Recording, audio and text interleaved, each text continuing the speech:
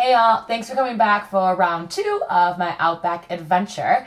If you missed part 1, I'll put a link to it somewhere on the screen right here. You can go ahead and check that out if you want before watching this one for just a bit of the beginning of the adventure basically. And if you're interested in doing a trip like this yourself, I wrote a blog post that goes into a lot more detail of what every day was like and the accommodation, the tour I did, and just a lot more information that could really help you out to plan this yourself.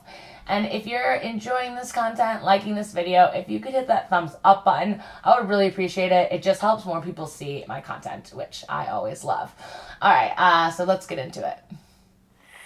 Well, good morning, guys. It is bright and early here in the Outback, 5 a.m.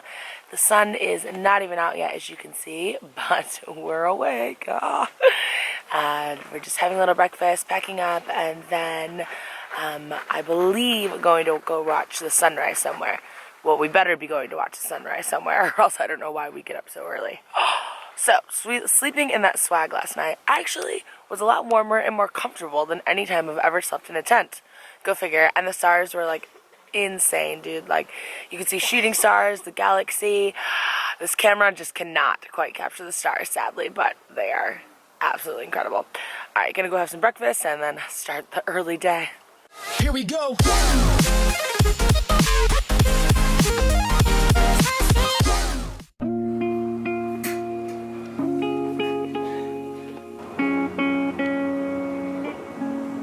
Doing a little sunrise hike, but the colors are for sure gonna make it worth it. But it's freezing. So we've just climbed to the top of this little hill and we're just watching the sunrise. It's really special up here because as you can see far off in the distance, you can see both Uluru, which is the big solid rock, and Kata, which is the formation of a bunch of smaller rocks over here. So it's like all on the same horizon line, watching the sunrise over all of them. So it's really cool. As you can see, we are not the only people who had the idea. It's super crowded up here, and for good reason. Worth it to get up at 5 in the morning, I think. So we're here at our second, but our big long hike of the day, 3 hours. Yeah, just all around here, Kata. Yeah, it's really cool. It's getting a little warmer, thank gosh, but still super windy and kind of a difficult trail, like a lot of loose rocks and stuff. But really cool, and yeah, so just in the beginning, getting going.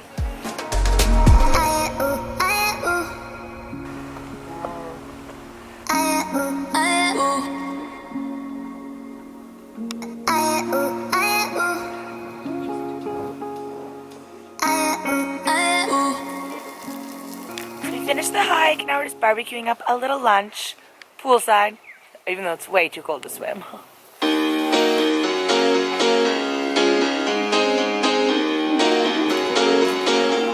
So, yeah, we had lunch. Now we've driven for a few hours towards the town of Alice Springs, where we won't arrive until tomorrow, but we're going to camp somewhere in between there.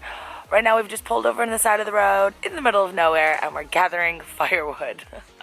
Gonna have a big fire tonight and cook on it and everything. So, yeah, gonna get real with nature right now, gather firewood, and try not to fall into the firewood because the actual wood that we burn is semi-poisonous. So if you fall into it and get caught by it a bunch, it can actually poison you. Welcome to Australia, people.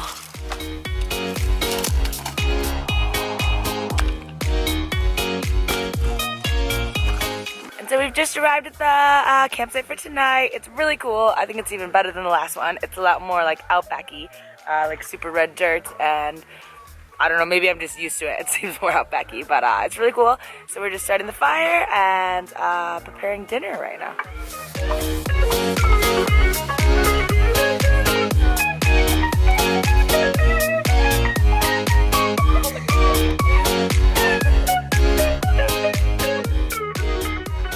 Very early morning once again. Our big hike is actually going to be now for sunrise.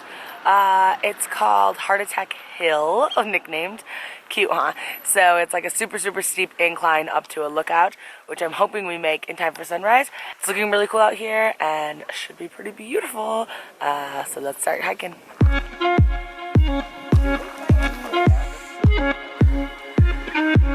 Almost there. Actually not that bad at all. It's just steep, but it's super short.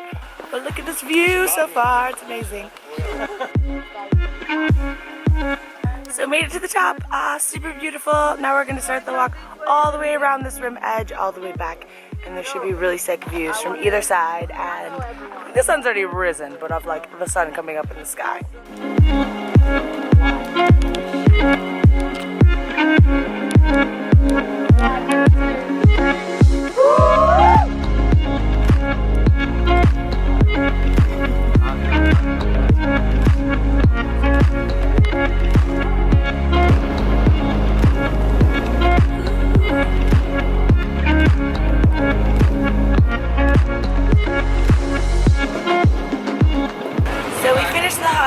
It was so cool, and we just made a little lunch, some sandwiches, and now we have a 3-hour bus ride to the town of Alice Springs, which is like the main, central, largest town in the Outback, but I think it's still quite small, so I'm actually really excited to see it. So just gonna chill a little bit, and I will see you guys there.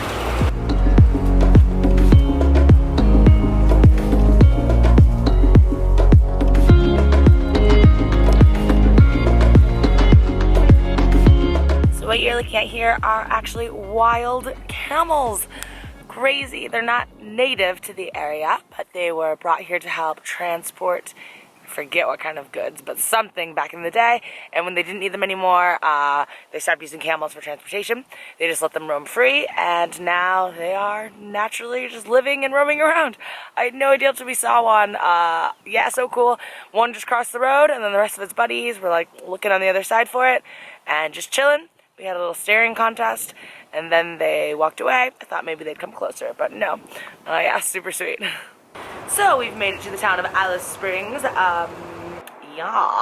I've been told what to expect, that it's not very nice, but for some reason, like an Outback town, middle of the Outback, I just picture like the kind of ghost towns you see on the drive to like Las Vegas.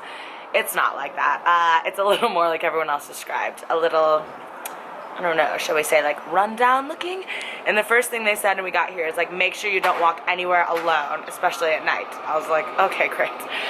But yeah, not much to do I think around here. We're here for the night. We're gonna go get some bottles of wine so we can spice it up a little bit. I'll show you guys around as we walk. So far it doesn't look like much to see, but we'll see. This is the main street of town, I think. Not too much going on.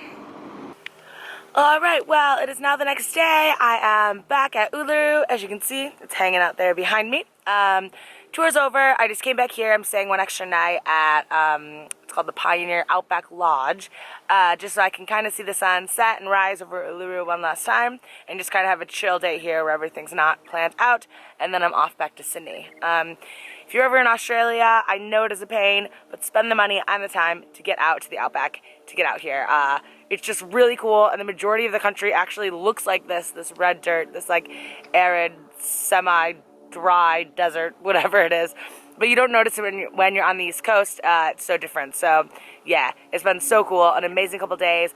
The tour I went with is called Way Outback. I'll put a link to it below. They did an absolutely great job.